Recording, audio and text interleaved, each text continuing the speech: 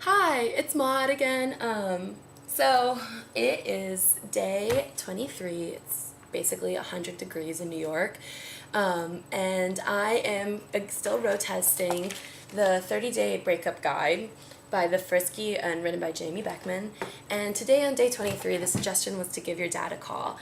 I think that when we get into breakups, we tend to see the men that, or the man that like did us in, that put us on the kitchen floor crying, as the embodiment of all men. At least for me, I always go straight to my female friends because I'm like, okay, you have a vagina, you understand what's going on here, you know the hormonal aspect of my, like, everything is rushing to my brain, I feel sick to my stomach, and I don't want to see a male for like at least like 2 months.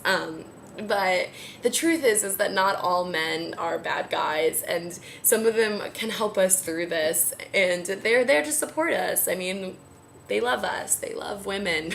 And so I thought that it was a great idea to call my dad. My dad is kind of an unusual person. I realized that he has always been insanely supportive of me. When I was little, he was constantly telling me how important it was to be a feminist and how every man should consider himself a feminist as well, because the women that are the coolest are the ones that are completely equal in all respects. And I mean, he would literally wear these like red t-shirts around our house, like over his big beer belly, and be like, that said, oh, woman needs a man like a fish needs a bicycle. And that was like his motto to me as a young girl, which is ironic that now I am a quivering mess over some guy. When I first told him that we broke up, my dad loves this guy because I was with him for 5 years and we thought we were gonna get married.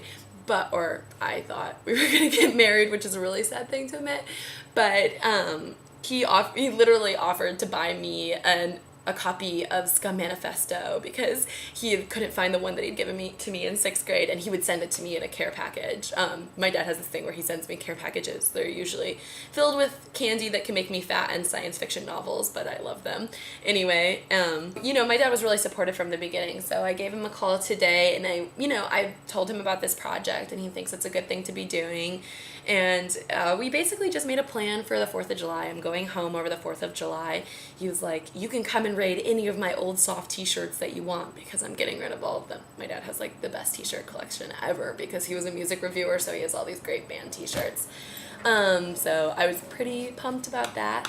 And we just talked about, my future and what that would look like without my ex. And, it was pretty empowering to like just be like, well, I don't know, maybe I'll go back to school, maybe I'll become a teacher, maybe I'll stay at the job I'm at forever, like, it was just kind of a, like, dissection of my plans, which can be stressful, but when you have someone supportive like my dad, it's just kind of nice to kind of say all of these ideas that you're having and just get them out there and have it not be so focused about men. Because one thing that's true is when you call a man, you tend to talk less about your ex, because I don't know, there's just some sort of dynamic there where you don't want to just like be this girl sputtering on about your ex. I tend to be like, I don't want to talk to you about this anymore, and all of a sudden you're talking about the kind of things that actually interest you instead of just like how mad you are that your ex already is dating somebody else. Anyway, I think that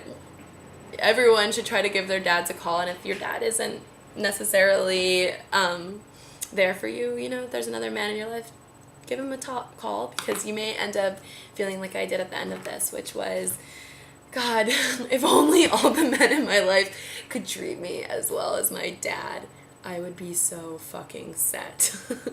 All right, I'll talk to you guys soon. Bye.